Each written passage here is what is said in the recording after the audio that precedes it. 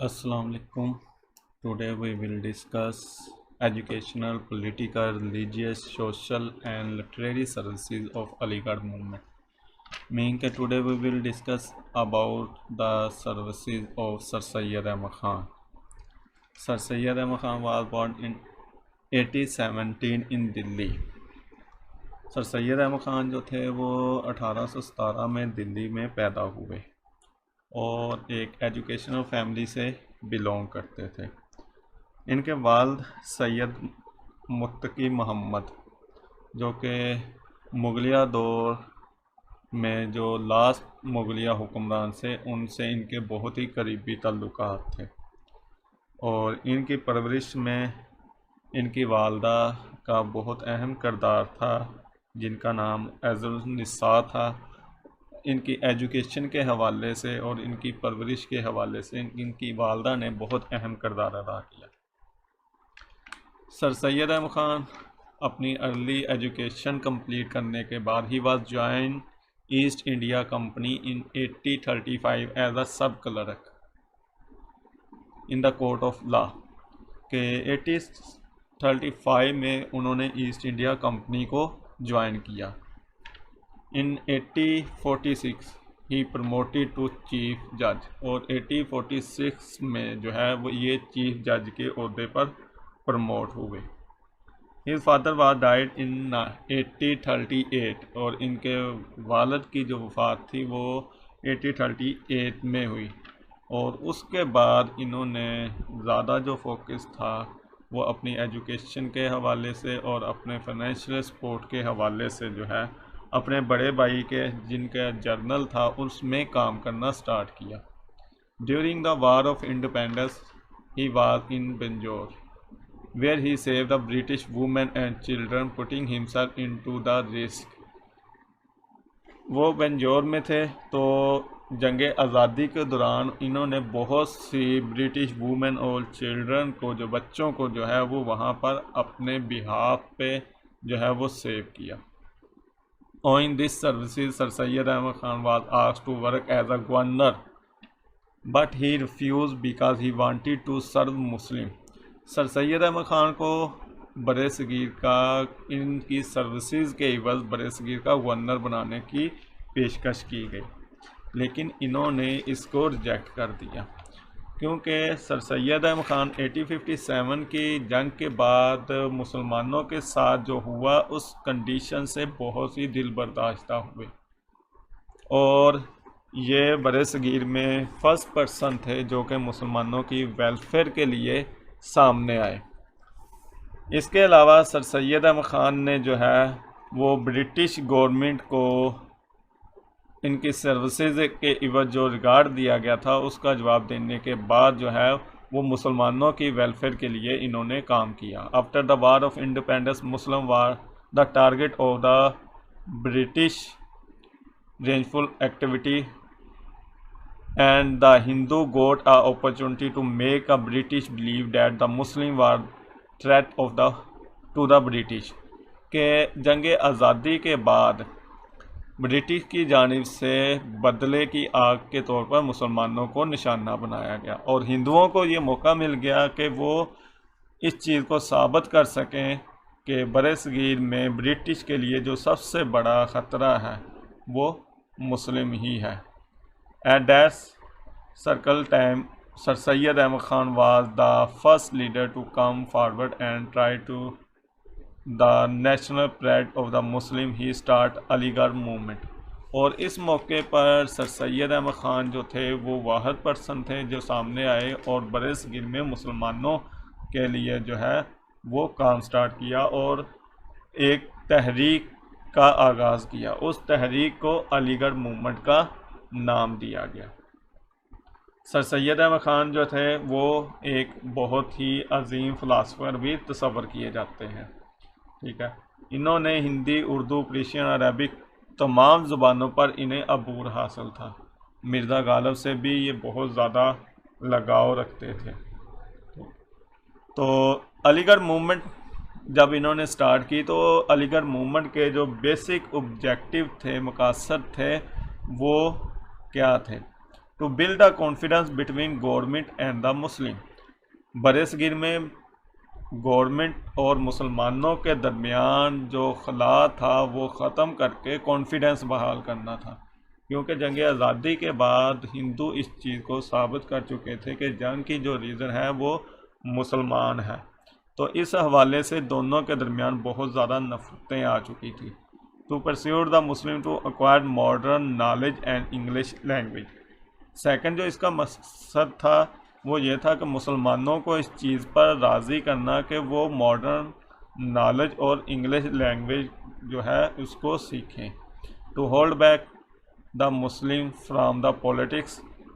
मुसलमानों को जो है वो सियासत से दूर रखना और एजुकेशन सर्विसेज की तरफ लेकर आना, इस अलीगढ़ मूवमेंट के ये मकसद थे।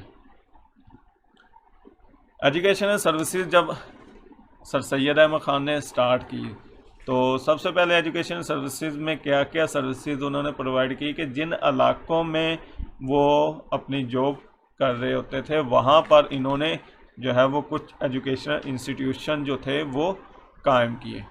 Sir first of all he was establish educational institution in Moradabad 1859, that was a Persian school. सबसे पहले इन्होंने मुरादाबाद में 1859 में एक स्कूल कायम किया जो कि एक क्रिश्चियन स्कूल था, ठीक है, जहाँ पर मजहबी तालीमात दी जाती थी। सर सैयद अहमद ख़ान का जो मौक़िफ़ था वो यही था कि मुसलमानों को मजहबी तालीमात के साथ साथ मॉडर्न नॉलेज की तरफ भी ले जाया जाए, क्योंकि माजी में भी मुसलमान जो थे वो बहुत ही एजुकेशन मैदान में बहुत ही ज़्यादा आगे थे, जिस तरह अल-बरूनी, अल-ख़ाज़मी, इब्न खल्दून।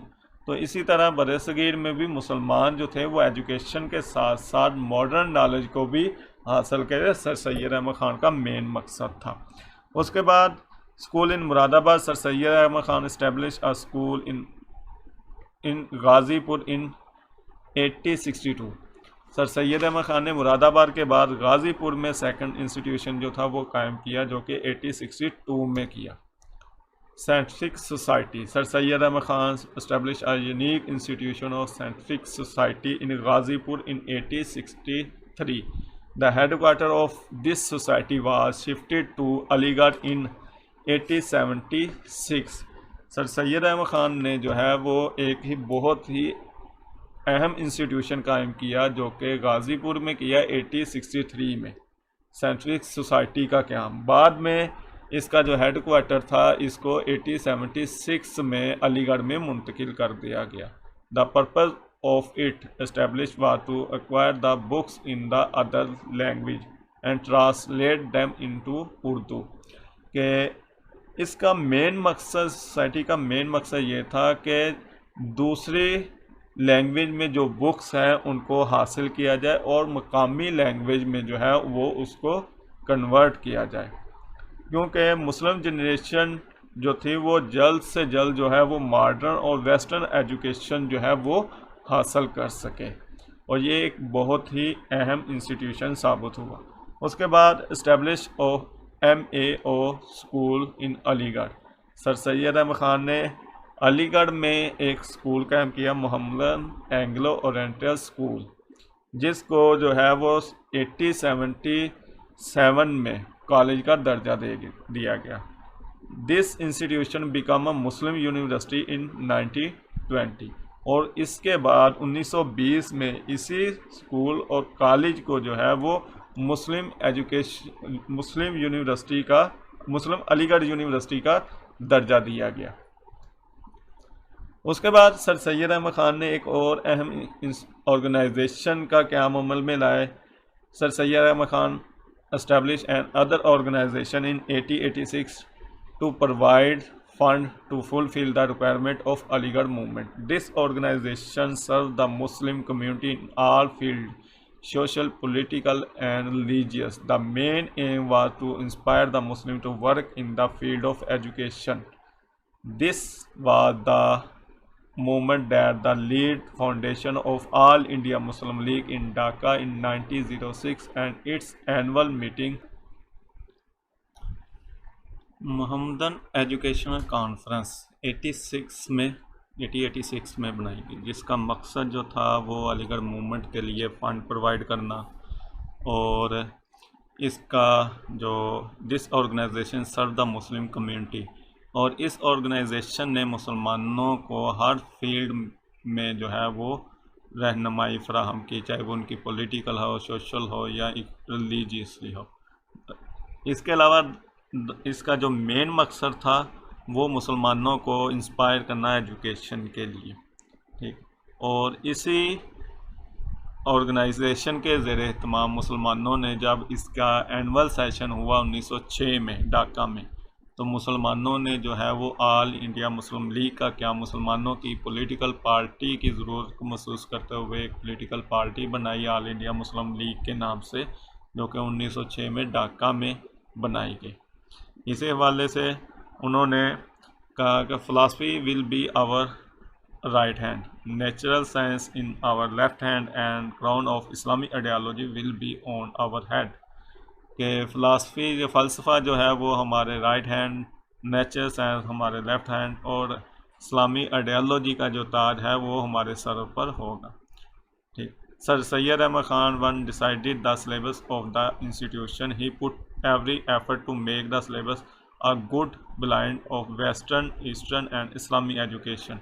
सर सैयद अहमद खान ने जब सिलेबस तरतीब दिया तो उन्होंने इस चीज़ पर बहुत ज़्यादा फोकस किया कि जिसमें वेस्टर्न, ईस्टर्न और इस्लामी एजुकेशन को मद्देनज़र रखते हुए, मीन कि इस्लामी पॉइंट ऑफ व्यू को भी मद्देनज़र रखा, इस्लामी टीचिंग को भी मद्देनज़र रखते हुए, और यूरोपी और मॉडर्न साइंस को मद्देनज़र रखते हुए उन्होंने जो है वो सिलेबस जो था वो तरतीब दिया। इसके अलावा कंक्लूजन अगर हम एजुकेशन सर्विसेज का देखें तो no doubt sir Syed Ahmad Khan upgrade the educational of the Muslim, the services of the English teacher like Arnold Morrison and Archbold higher. Sir Syed Ahmad Khan की जो एजुकेशनल सर्विसेज हैं वो मुसलमानों के लिए बहुत ही अहम साबित हुई, स्पेशली जो उन्होंने जो ब्रिटिश टीचर थे जैसे कि मॉरिसन, आर्नल्ड वगैरह, ये हायर करने का मकसद ये था कि ताकि मुसलमान और ब्रिटिश के दरमियान जो खला है उसको कम किया जा सके।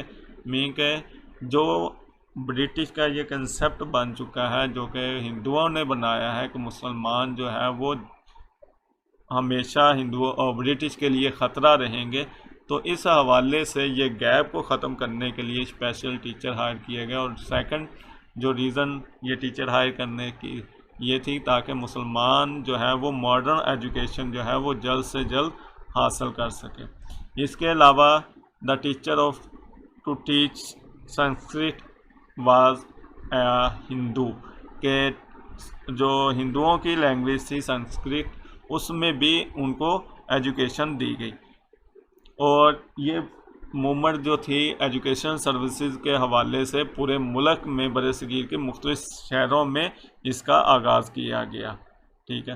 तो इस हवाले से ये कहा जाता है Aligarh movement was the pioneer to bring a revolution in the field of education, कि ये तहरीक साबित हुई बरसगीर में एजुकेशन इनकलाब लाने के लिए। उसके बाद आ जाता है literary services of sir Syed Ahmad Khan. Sir Syed Ahmad Khan himself was a prolific writer, mean के सर सैयद अहमद खान एक अजीम राइटर और नसर राइटिंग के हवाले से जाने जाते थे।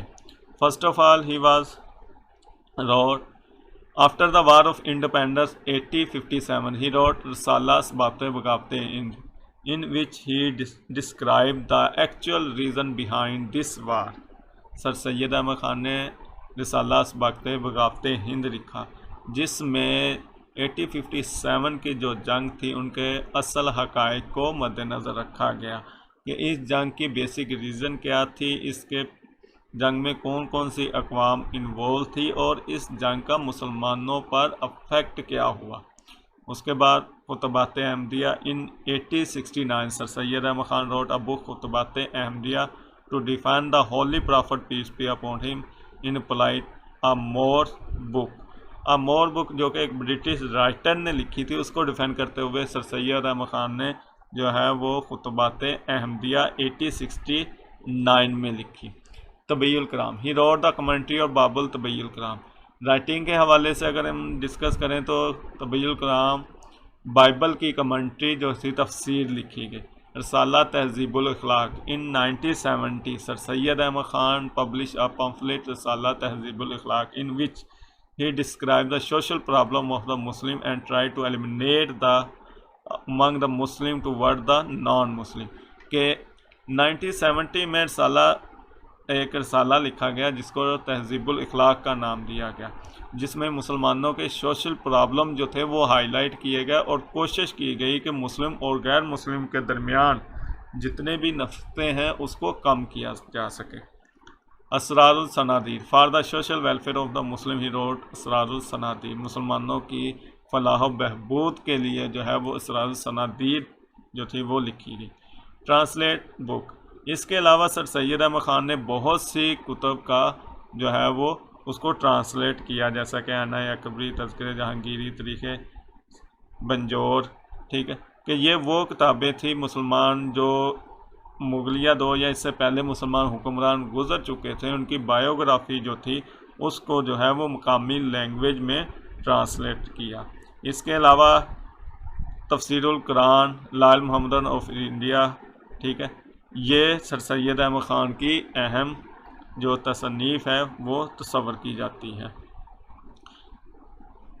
लिटरेरी सर्विसेज के बाद हम जो डिस्कस करेंगे वो social and economy services of Aligarh movement. Sir Syed Ahmad Khan की सोशल और इकॉनमी सर्विसेज क्या थी अलीगढ़ मूवमेंट के तहत। Lost glory, sir Syed Ahmad Khan guided the Muslim on every level to regain their lost glory, sir Syed Ahmad Khan ने मुसलमानों को हर मौके पर जो है वो गाइड किया कि वो अपना खोया हुआ मुकाम जो है वो हासिल करें।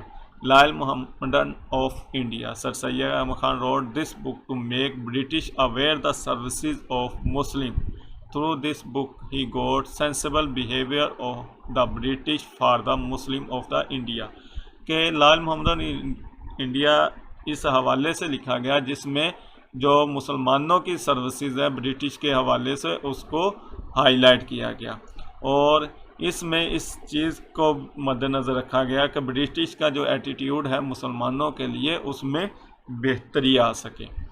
Government job for the Muslim as the result of sir Syed Ahmad Khan campaign the Muslim of India got remarkable job in government sector on a large scale। Sir Syed Ahmad Khan ने एक कैंपेन जो थी वो स्टार्ट की जिसके तहत मुसलमानों को जो है वो गवर्नमेंट जॉब जो है वो दोबारा मिलना शुरू हुई। जिस तरह पहले मुसलमानों को जो है वो एजुकेशन, इकॉनमी और रिलीजियस हवाले से बिल्कुल तबाह कर दिया गया था, मीन के इकॉनमी हवाले से मुसलमानों को तबाह कर दिया गया था। तो सर सैयद अहमद खान ने मुसलमानों की वेलफेयर के हवाले से और इकॉनमी रिवाइवल के हवाले से जो है वो ये कैंपेन जो थी वो स्टार्ट की।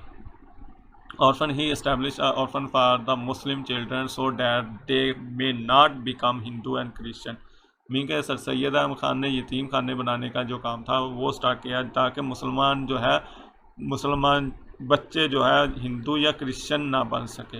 It was really a great services for him, और ये हकीकत में बहुत ही एक अजीम सर्विसेज थी। In this way he tried to construct a bridge between the British and the Muslim, और इस तरह उन्होंने ब्रिटिश और मुसलमानों के दरमियान एक जो ब्रिज है वो बनाने की कोशिश की ताकि जो है मुसलमान जो है वो आगे बढ़कर अपना खोया हुआ मुकाम जो है वो दोबारा हासिल कर सकें और उनके अंदर जो एहसास महरूमी पैदा हो चुका है उससे उनको छुटकारा मिल सके।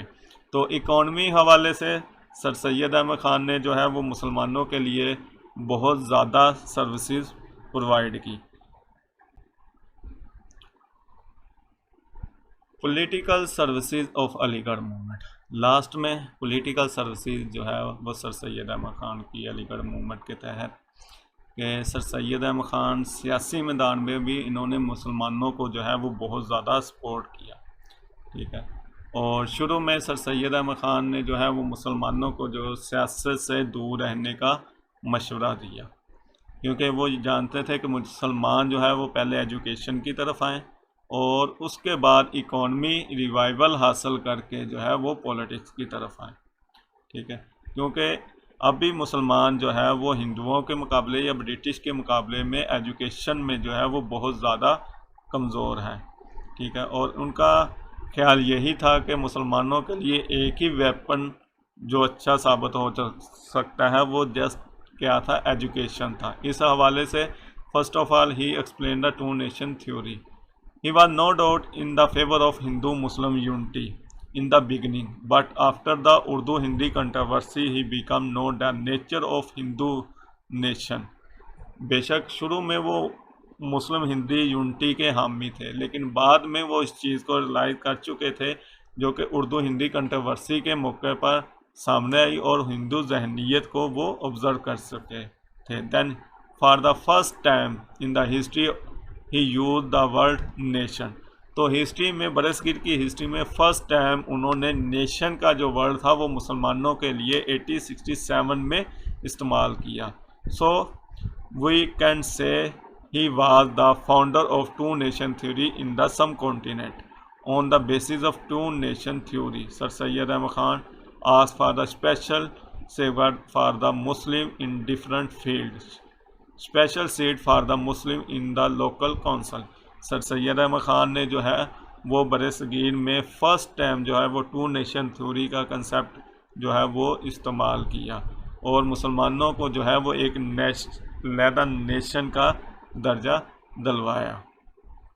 Kota in services start a movement against the open competitive examination for the superior services, rejected the government of the majority because they could lead the monopoly for the Hindu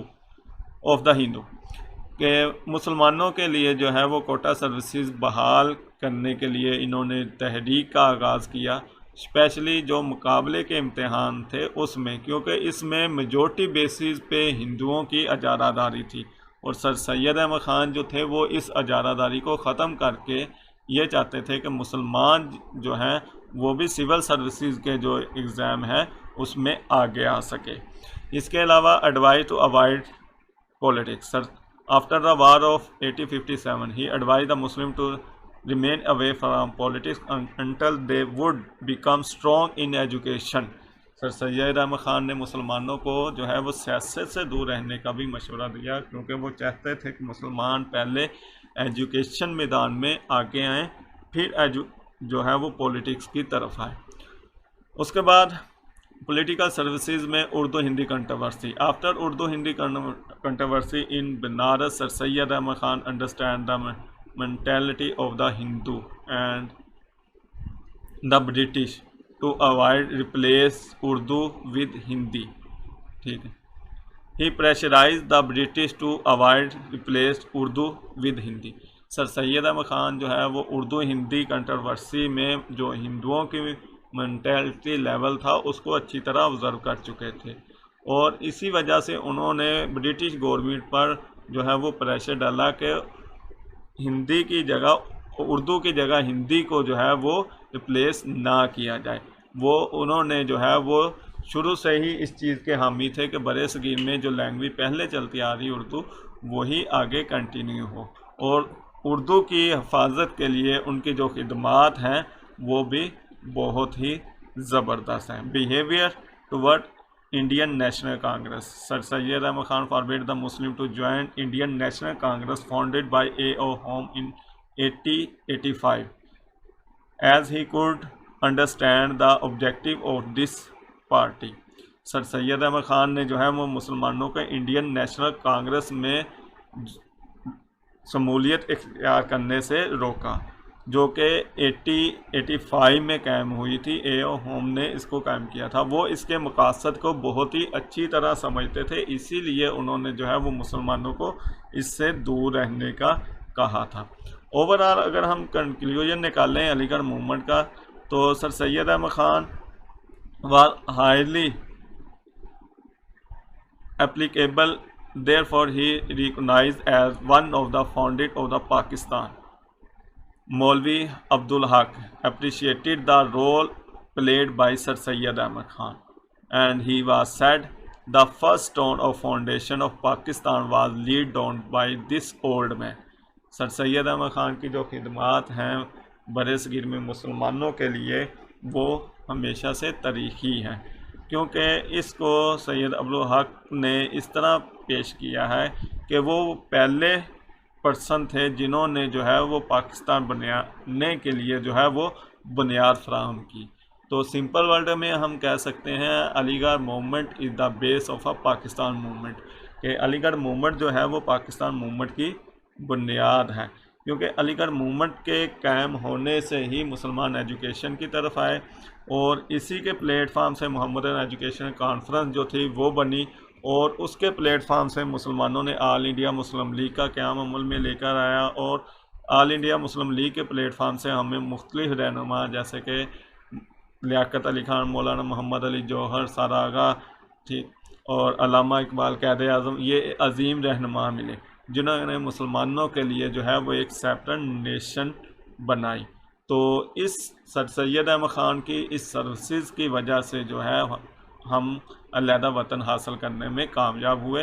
तो इसी तरह हम कह सकते हैं कि ये अलीगढ़ मूवमेंट जो है वो पाकिस्तान मूवमेंट की बुनियाद तस्वर की जाती है। और सर सैयद अहमद ख़ान जो है वो एक अजीम लीडर साबित हुए और एक अजीम फ़िलासफ़र और थिंकर साबित हुए जिन्होंने मुसलमानों की वेलफेयर के लिए जो है वो काम किया।